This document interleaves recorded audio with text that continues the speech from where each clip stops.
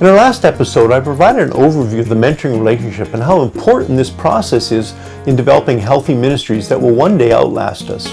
In this episode, I'll finish my overview by looking at how to develop a mentoring culture in our ministries.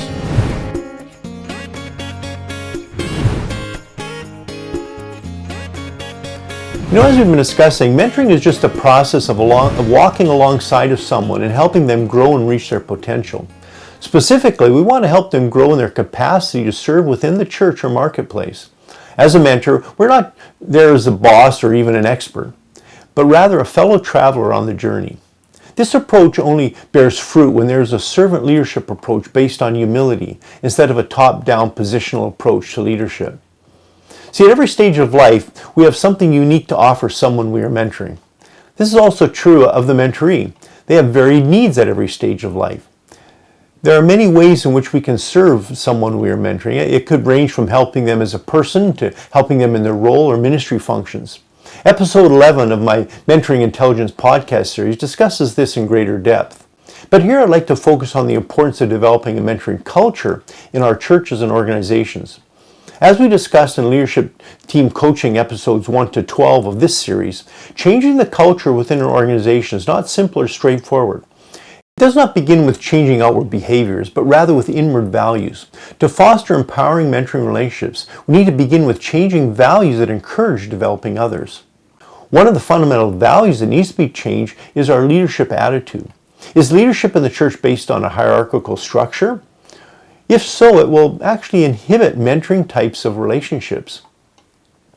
As with each of our organizational values, we need appropriate wineskins or ways of functioning in order to reinforce these. That is how group cultures develop. As leaders, we need to evaluate what aspects of our church culture is actually working against these mentoring relationships. For example, if leaders feel threatened or have to use position and power to gather and control members, mentoring and releasing others will likely not be a high priority. So fostering mentoring in our ministries first requires a transformation of leadership values and our approach to ministry. See, this transformation requires unlearning certain values and assumptions and learning new ones. Characteristics of mentoring-friendly churches and organizations include having open and frequent communication and interaction between leaders at different ministry stages, rather than a competitive sort of leadership culture. Low trust and minimal communication make mentoring types of relationship virtually impossible. Also, distinct superior and subordinate relationships and a focus on position and title also inhibit mentoring relationships. See, leadership that hangs on to power or emphasizes authority will actually work against a mentoring culture. See, what leadership pays attention to, what they measure, and what we promote publicly will communicate our real values. Values are more caught than taught. In every country in which I've coached ministry teams, I've noticed that the values of the society in which the church is embedded has been influenced by worldly values. Just as we see evident in King Saul's court, instead of empowering and releasing the next generation, his own insecurities and hunger for power can lead us to try to slow down the next generation. Here, Saul was threatened by this young David. Instead of mentoring him, he tried to kill him. I've spoken to many of these young leaders who are always looking over their shoulder to see where the next spear may be coming from. But we as leaders should be developing a culture of mentoring instead based on Jesus' value of leadership. A leadership not based on position and power, but serving and developing others. But what should young leaders do who find themselves in a situation like young David? The first thing I share with young leaders is that if they're in this type of situation, never throw the spear back. Yes, it's tempting to do so, but if we do that, then we'll become like King Saul. The same disease that infected his heart will then take root in ours. David had just killed Goliath, as we know, and so I'm sure he had the capacity to do the same to an elderly King Saul. But in order to become a leader after God's own heart, we have to guard our hearts and not take on the pattern of King Saul's leadership. David resisted taking the throne by force, a position, by the way, that God had promised to him. He understood the importance of right timing. In the time between the calling and the fulfillment, David was not passive or inactive. We get a hint in 1 Samuel 22 as to what David was up to. Remember all those that were in distress and debt and discontented. They're the ones that gathered around him. A pretty unlikely group, but David began putting his team together. I would suggest that David was mentoring them, showing them a different style of leadership. Years later, when David did step into his role as the king, it was from this group that he staffed his new government, I'm sure. These men that had been with him in the trenches were the ones he could trust. I encourage those who cannot find a mentor or are in a church context where throwing spears is common to begin to develop peers around you who share your values and are traveling in the same direction as you are. One day when you step into the role that God has for you, then you will have a team already in place that you have developed. It's never too early to begin building a team. This series is based upon our MCNet coaching and ministry guides. There are basically 2 parts to the series, 12 episodes that cover the 5 sections of the coaching guide and 18 episodes that cover the 8 workshops of the ministry guide. As a team, we have had the opportunity to serve in various parts of the world over the last decades using these materials to equip leaders and coach ministry teams throughout our ministry coaching network. These ministry team workshops in episodes 13 to 30 are intended to equip members of the body as they serve on ministry teams. The importance of mentoring, team building, and multiplication strategies are discussed here, and these workshops coincide with the leadership team coaching in episodes 1 to 12, which cover big picture issues that affect the whole ministry.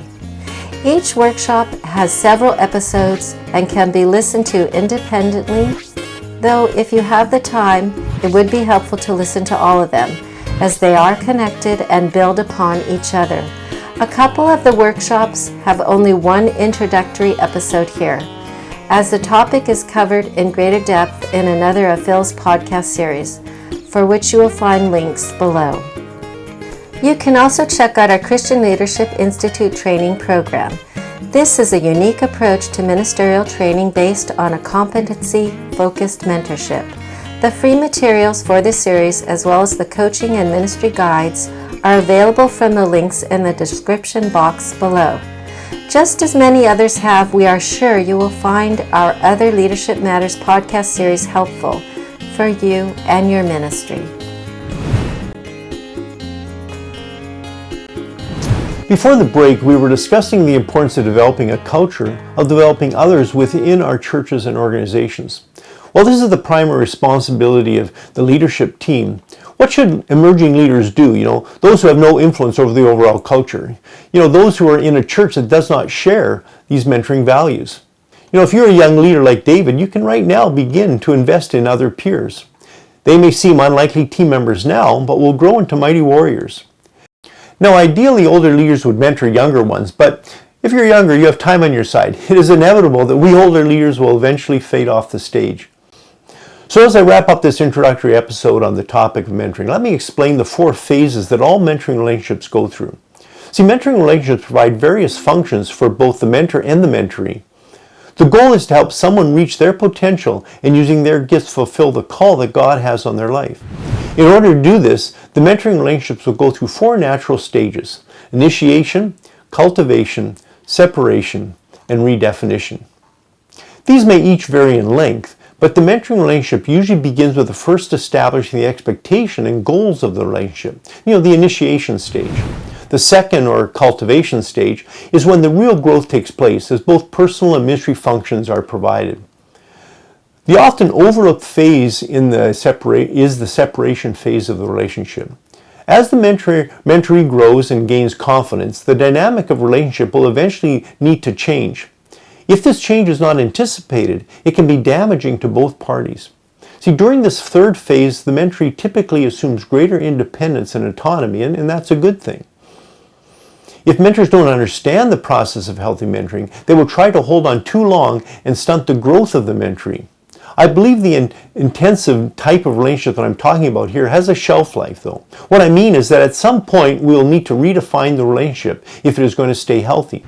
See, the separation phase should lead to that final redefinition phase. At this point, the relationship can take on even more meaning and purpose. From an intensive mentoring relationship, a friendship can be formed, which can lead to peer mentoring relationships, which we were previously discussing.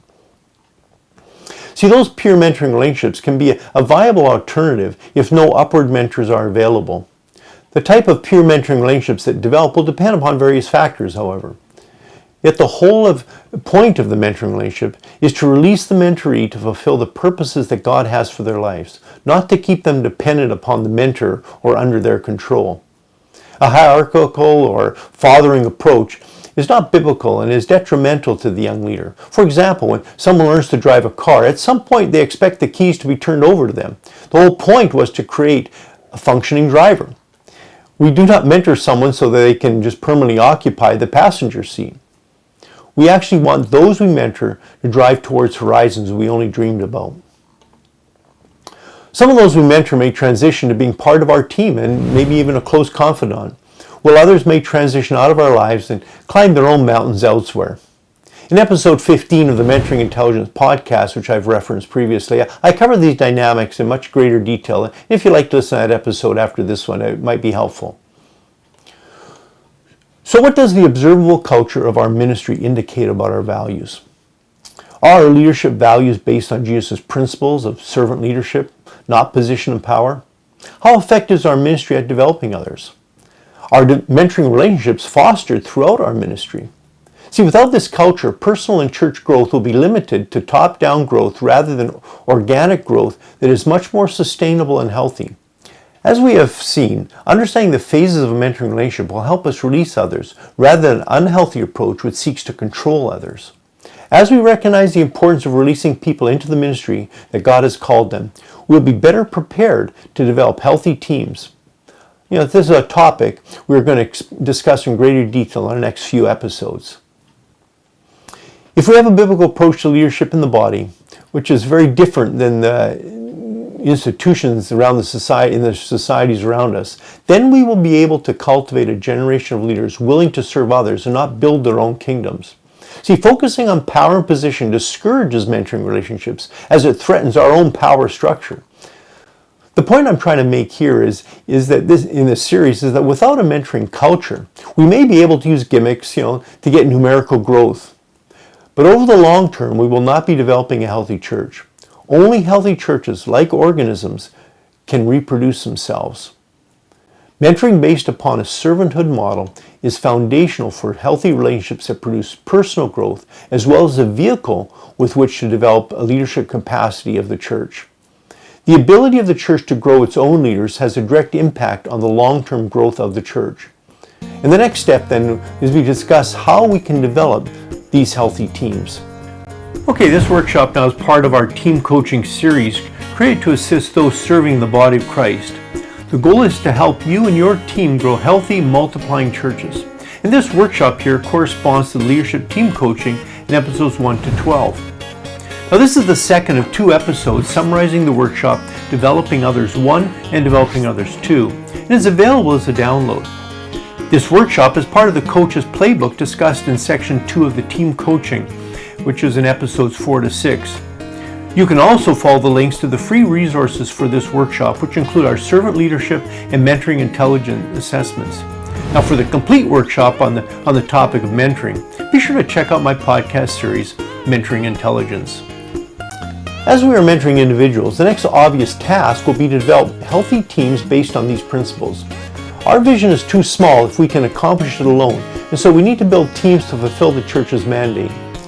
In our next episodes, I'm going to be discussing principles from our team building workshop, which is part of our ministry team workshop series. Hope you're going to be able to join me then.